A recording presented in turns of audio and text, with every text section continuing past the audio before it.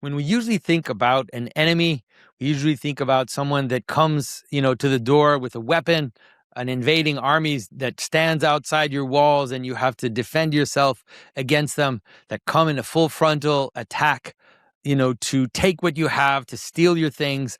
All of this is how we usually think of an enemy. But there is, of course, another type of enemy, the type of enemy that pretends to be your friend, the type of enemy that comes in and infiltrates your world and then ultimately betrays and can destroy you from the inside. And so it's very important to be able to tell the difference between these two types of enemies.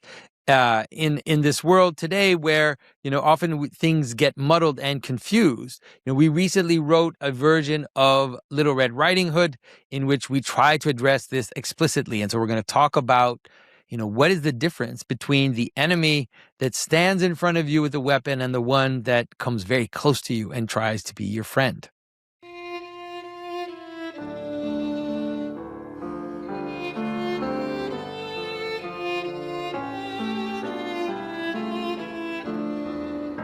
This is Jonathan Pajot. Welcome to the Symbolic World.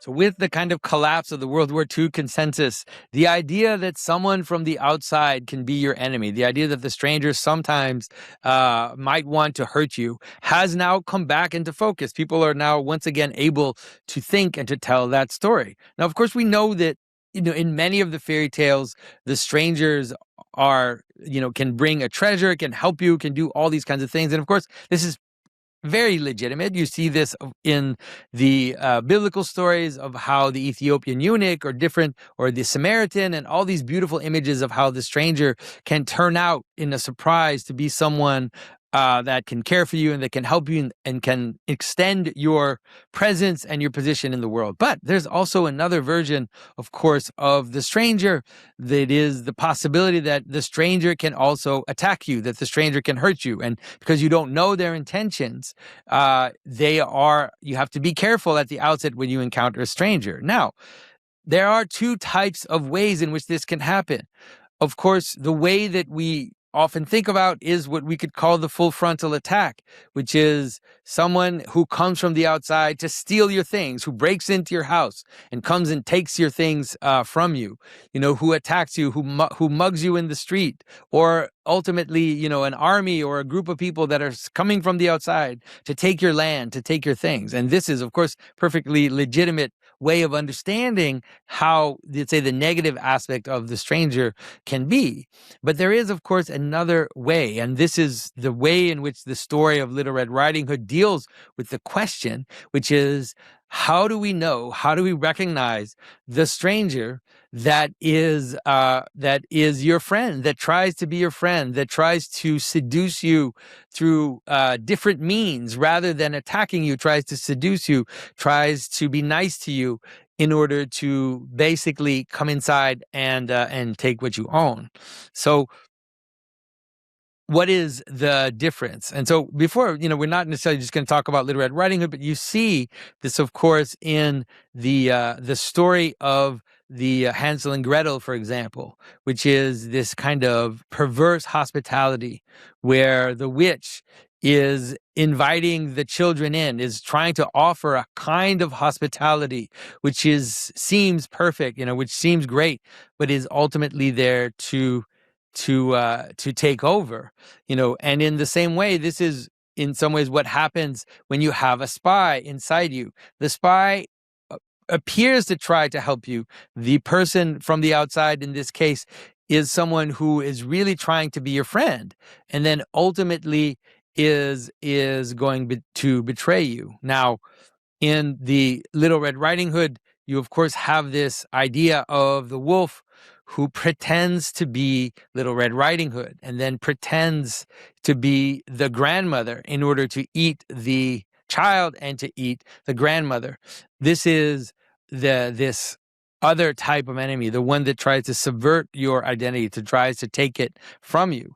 A good example of that in scripture is, of course, Jezebel, who comes in and marries the king and becomes the queen of the land. But her purpose in becoming the queen of the land is to submit the land to the foreign gods. This is the same with Solomon and all of his wives that bring the foreign gods into the world. And this story is really deep in the story of Scripture. Sometimes it's hinted at in more subtle ways, which is, for example, Jacob and his wife, where Jacob's wife hides her father's gods in her saddle because she wants to bring the household gods of her father into the house of Jacob. And so this is also a kind of image of how you can bring foreign principalities into your midst. And how do you recognize them? Well, you recognize them when you realize that the things that are trying to be brought in serve other goods, serve goods that are not clearly recognizable as your own. And so this is imaged specifically in terms of gods. This is the best way to understand it, which is that our nation, we serve the God, like in Israel, like they serve the God of Israel. They serve the God of heaven.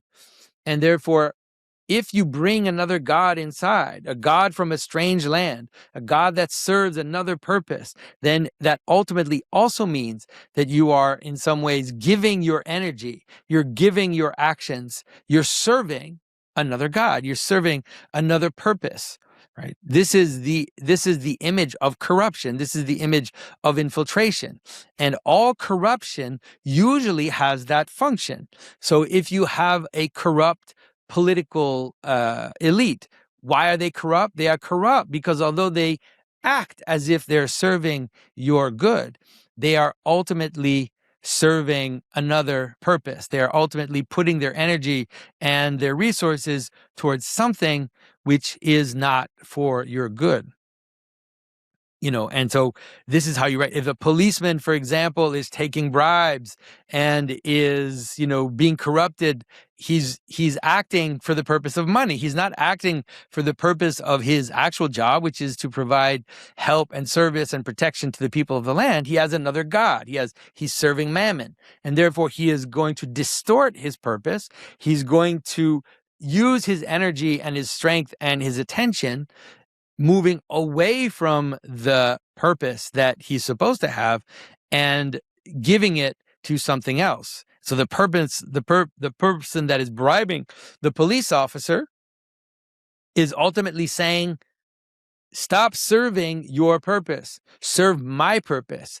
And here I will give you money so that you serve my purpose, which is not the purpose of the city or of the land that he's supposed to protect. And this is, of course, how infiltration happens. And so, it can happen consciously or unconsciously. Sometimes you don't know what's going on when this is happening to you. And of course, in the story of Little Red Riding Hood, this is exactly what we've got.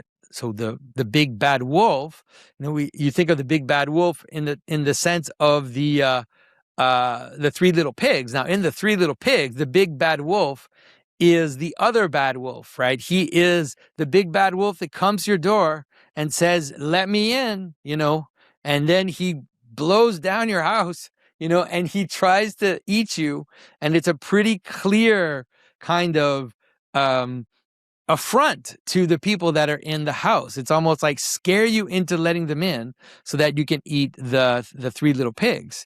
Now, in the story of Little Red Riding Hood, what does the wolf do? The wolf comes and says, "Hey, I'm your granddaughter. Hey, I don't want to tell you that I'm a wolf. I'm going to tell you that I'm actually a little girl. And you should let me come in because, I'm just like you. I'm a little girl. You should let me into your house, into your intimate spaces."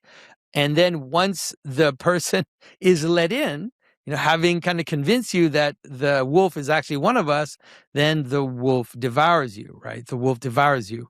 And this is what happens in Little Red Riding Hood. And as you know, this is extremely relevant to our moment now in many ways, right? There are several ways in which this is relevant, in the way in which our nations sometimes seem to serve the interests of other nations, the interests of other groups, rather than the interests of our nation. And it is, of course, particularly relevant right now in the month of June, when we have men who say they are women, and it convinces us that they are women. And the image is very deep because in doing that, they obviously they put young girls and women in danger when we let that happen. All the crazy stories of trans prisoners that rape women in prisons and do all this kind of crazy stuff, or there are a lot of very difficult stories of where this has gone completely awry. But at a more meta level, right, if you kind of step out and you look at it, you realize that what's also happening is the devouring of the category itself. That is, that the person, a man who suddenly wants us to believe that he is a woman, what's happening is that the category of woman is being devoured. The category of woman is being devoured into something else, into another purpose, right? Into another intention. And that is, of course, what is happening in the story of Little Red Riding Hood. That is, the story of Little Red Riding Hood is about lineage. It's about the mother who sends her daughter to take care of her grandmother. And this young girl who's 12 years old, who's, changing, who's becoming a woman, now has to follow the path in order to become an image of the mother and in service of the ancestors, like in service of the grandmother. And so there's this idea that in Little Red Riding Hood, you have to maintain your lineage. And so in the story of the Big Bad Wolf, what happens is there's a usurper. There's someone who tries to come in and take advantage of the confusion, of the transition, of this intermediary space where this young girl is not fully a woman yet, is still a young girl, and tries to insert himself in that transition in order to take it for himself. Of course, it doesn't just apply to the trans question. It could also just be a guy who tries to be, could just be the male feminist who's really a feminist and really, cares about you and comes really close to you and really close to the woman, and uses that closeness, that opportunity then to take advantage of her and obviously to abuse of her. And in doing that, what's happening is this lineage, like this normal relationship between the grandmother, the mother, and the daughter that should yield another generation, is in danger of being destroyed. Because, of course, if a young woman gets abused in those young ages, everybody knows that it becomes very difficult for her then to have a family later in life. These traumas are quite powerful and are difficult to get over. But then you can see it, of course, again, like I said, at a more meta level in relationship to the very identity of womanhood, the very identity of the feminine, as this gets attacked in the moment of confusion, where suddenly we don't even know what to say. We can't say what a woman is, and all of a sudden the very category disappears. It's kind of interesting, don't you think, that the categories that are disappearing the most are the categories that are related to women? It's not the categories that are related to men. It's almost like a weird revenge moment. It's very odd. And so the things that are being attacked are, for example, the idea of mother, right? The idea of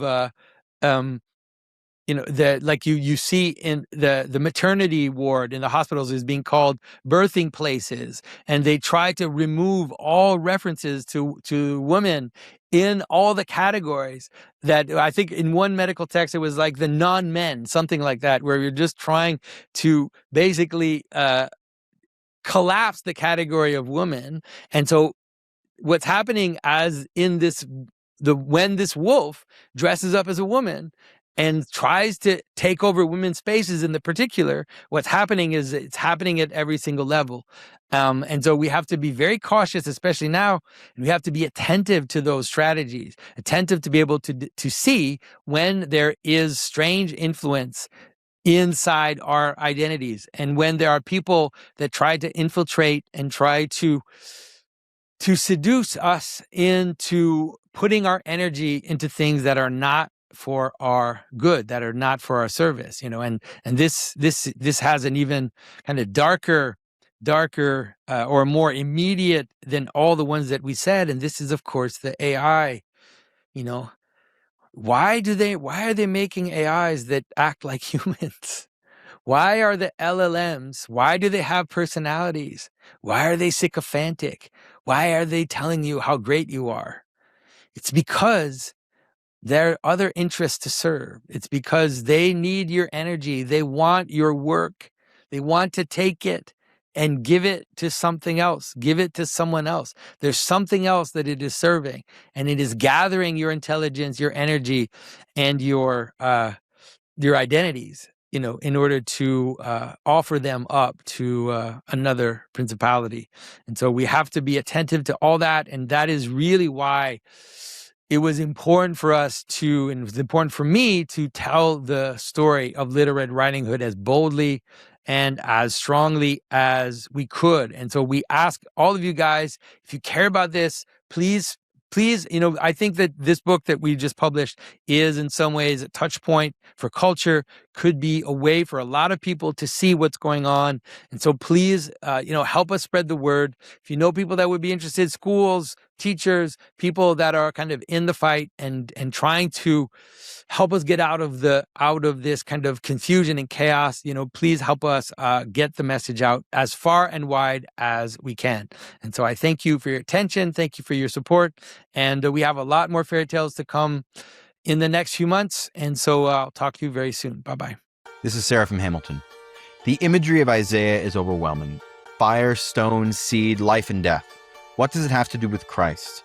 Join me for my course, The Fifth Gospel, to discover how to read Isaiah in terms of its native language, symbolism. When we read that language along the textual structure of the book, we find the story of Christ, the God who became man to elevate man to divine glory. And we find that story both in Isaiah's most famous passages and in his most obscure ones. The course starts on June 15th and can be attended live or at your convenience. I hope to see you there.